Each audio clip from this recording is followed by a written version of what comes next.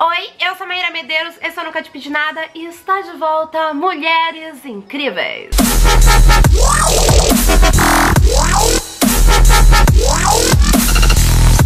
Se você gostou do formato dessa série, não deixe de assistir os outros todos os episódios que já passaram por aqui, não é mesmo? São mais de 10 mulheres incríveis que tem aqui no canal e eu vou ficar extremamente feliz se você assistir e deixar a sua opinião sobre eles. Dia 29 de agosto, também conhecido como a terça-feira passada, foi o dia da visibilidade lésbica. E infelizmente não pude produzir este vídeo a tempo de colocá-lo na terça-feira, mas estou produzindo para colocá-lo hoje. Se você não conhece Mulheres Incríveis, esse é um vídeo em que eu falo 5 nomes de 5 mulheres, obviamente, que foram incríveis em algum segmento. Normalmente são 5, às vezes são 6, 7, às vezes vai uns nominhos no final, enfim. Eu falo dessas 5 mulheres e o que elas fizeram no mundo e por que elas são maravilhosas. Hoje eu vou falar de 5 mulheres lésbicas. Se você quiser saber um pouco mais do porquê o mundo necessita desse dia da visibilidade lésbica, eu vou deixar alguns links aqui na descrição, que são links de vídeos muito legais aqui no YouTube que podem te ajudar a refletir um pouco mais sobre isso. Fechado? Mas nossa, Maíra, você é lésbica? Não, não sou lésbica. Eu falo sobre a minha sexualidade nesse vídeo aqui. Você pode clicar para assisti-lo. Porém, estou abrindo aqui esse espaço justamente para falar mais sobre esse assunto e para falar mais sobre mulheres lésbicas, não é mesmo? Porque elas são um pouco invisíveis, enfim, fetichizadas e mais um monte de coisas na sociedade. Então vamos humanizá-las, enfim, normatizá-las. Vamos lá, a lista de mulheres lésbicas maravilhosas da história. Safo. A lista começa com essa poetisa grega que nasceu na ilha de Lesbos. Ela era membro da aristocracia e importante representante feminina da lírica grega. Ela fundou uma escola só para mulheres e nessa escola ela ensinava poesia, música, dança. Várias pessoas diziam que nessa escola, além de aprender essas coisas, as meninas elas também acabavam se relacionando entre si em relacionamentos homoafetivos. Por isso a Safo ela foi conhecida historicamente como a primeira mulher lésbica, a primeira mulher a ter um relacionamento homoafetivo, e o lesbianismo, a palavra lesbianismo saiu de Lesbos. Hoje em dia não se usa mais essa terminação ismo. Por exemplo, homossexualismo não pode falar, porque as pessoas usavam esse tipo de palavra para denominar uma doença. E, né, no caso não é uma doença, querida, é só uma orientação sexual. Storm DeLaVie. Eu não sei se fala o nome dela desse jeito, gente. O nome dela é muito chique, muito diferente. Storm nasceu em 1920 em New Orleans. Ou Nova Orleans, se você quiser falar em português. Ela era negra, lésbica, ela fazia apresentação de drag king e ela ficou conhecida historicamente como a primeira pessoa a dar o primeiro soco na rebelião de Stonewall, que foi a primeira rebelião que iniciou um monte de movimentos LGBT. Essas manifestações, elas aconteceram em 1969 lá nos Estados Unidos. Os policiais, eles costumavam a fazer batidas em bares gays muito violentos. E foi aí que a comunidade LGBT se uniu justamente pra parar e se manifestar contra isso. A Storm, ela foi algemada e agredida, mas ela gritou, chamou uma galera, enfrentou 4 policiais e todo mundo se juntou a ela pra quê? Pra, bater de frente contra essas agressões e contra essa repressão que tava todo mundo sofrendo ali. Esse período marcou a história de Nova York e iniciou o movimento LGBT nos Estados Unidos e no mundo inteirinho. Del Martin e Phyllis Lyon. Elas são duas mesmo, não é uma pessoa com nome muito comprido não, tá, gente? Praticamente o casal de lésbicas mais conhecido no mundo inteiro. Elas se conheceram em 1950 e 5 anos depois elas fundaram juntas The Daughters of Billet. Essa organização ficava lá em São Francisco e foi a primeira organização social e política para lésbicas dos Estados Unidos. Elas se casaram em 2004 no primeiro casamento homoafetivo de São Francisco. Porém, a Suprema Corte da Califórnia foi lá e cancelou. Falou que não podia mais, que ia cancelar, que estava revogado. Daí, em 2008, elas se casaram de novo e, novamente, as duas formaram o primeiro casal homossexual a se casarem. Dessa vez, não teve turning back, né? Não voltou atrás. Elas ficaram juntas até a morte da Del, que foi no final do mesmo ano do casamento delas, lá em 2008.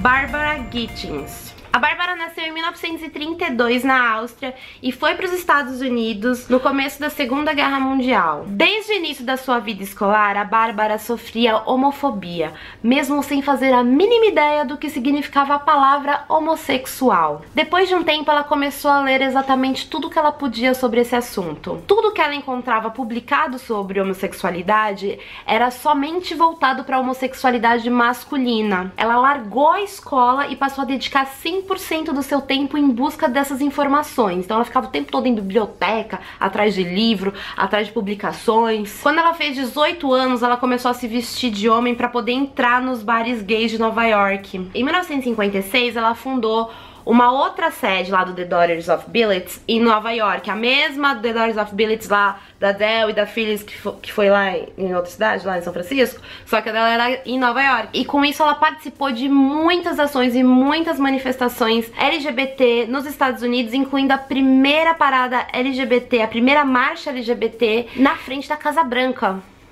Cássia Eller. A carioca Cássia Eller foi uma das principais cantoras do cenário da música brasileira. Ela foi muito importante porque além dela ter sido importante musicalmente, ela também foi importante no cenário LGBT. Ela era homossexual e criava seu filho Chicão junto com a sua companheira, sua esposa, Maria Eugênia. Ela e a Maria Eugênia ficaram juntas por 14 anos. Quando ela morreu, o pai da Cássia tentou pegar a guarda do Chicão, mesmo com toda a família sabendo que não era essa vontade da Cássia, entendeu? Todo mundo sabendo que a Maria Eugênia queria ficar com o Chicão, que o Chicão queria ficar com a Maria Eugênia, que todo mundo da família queria que ele ficasse com a Maria Eugênia. Isso foi pro tribunal. E isso foi muito importante porque o Brasil inteiro pôde ver essa batalha contra a heteronormatividade. E especialmente esse lance de que crianças têm que ser criadas por casais héteros. Essa batalha judicial pôde trazer à tona vários assuntos muito importantes. Por exemplo, relacionamentos homossexual lésbico, casamento gay, famílias que não são heteronormativas e principalmente a guarda de filhos por casais homossexuais. A Maria Eugênia acabou ganhando a batalha judicial e isso foi um marco para todas as famílias homossexuais do Brasil.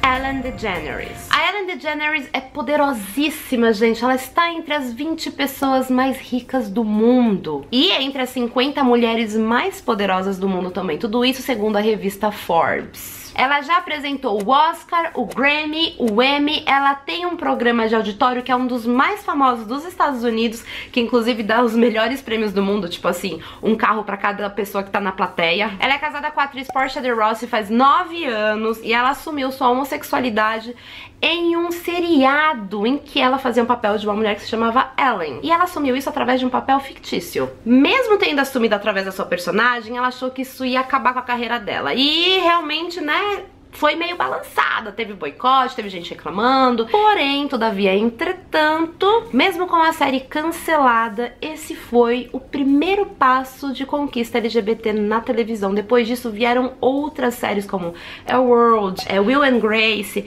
essas séries todas tratando sobre LGBT. Algumas, felizmente, deixando de lado aqueles estereótipos LGBT e tratando com mais naturalidade e normatividade os relacionamentos homoafetivos. Porque assim, eu vou contar uma coisa pra vocês, tá, gente? Nem todo casal lésbico é do jeito que a televisão mostra, e nem todo casal gay é do jeito que as novelas mostram, entendeu? Hoje em dia a gente vê casais de mulheres que apenas são casais de mulheres. Então você vê seriados lá, Game of Thrones, American Horror Story, Grey's Anatomy, que as mulheres, elas são casais e ponto final, entendeu? Não tem que ficar rodeando em cima desse relacionamento. É como se fosse um casal hétero, entendeu? São apenas um casal, não tem nada pra explorar dentro do casal, sabe? Há 20 anos, quando a Ellen foi lá e falou através da personagem dela que ela era lésbica, isso tudo era um grande de um absurdo. Hoje já não é mais tão absurdo assim. E o ano passado, o Barack Obama deu uma medalha pra Ellen. Era a Medalha da Liberdade. Tudo isso por causa do trabalho filantrópico que a Ellen tem junto à causa LGBT. E ele reconheceu toda a importância dela junto a galera LGBT dos Estados Unidos. Conversando com uma amiga minha, ela me passou alguns outros nomes, né? Então, tipo, na verdade, essa lista foi meio que colaborativa. Muitas amigas lésbicas minhas foram dando pitacos e a gente foi montando essa lista. Muitos nomes ficaram de fora, então eu resolvi falar um pouquinho deles agora. E se vocês quiserem pesquisar mais sobre eles, eles estão todos na descrição, beleza? Tem também André Lorde, Jéssica Hipólito, Irina Carla, Ana Nayara Malavolta, Lurdinha Rodrigues, Marina Ganzaroli, Bruna Irineu, Cassandra Rios, e tem um blog muito maravilhoso que é blogueirasnegras.org, que tem uma lista que são as 10 negras lésbicas mais inspiradoras. Eu aconselho você a entrar nesse blog, que também tá com o link aqui, né, embaixo na descrição. E não esqueça de deixar a sua colaboração de mulher lésbica incrível pra você aqui nos comentários, ok? Se inscreva no canal se você ainda não é inscrito e deixa o seu like do amor aqui se você gostou desse conteúdo, fechado? Um grande beijo, tchau!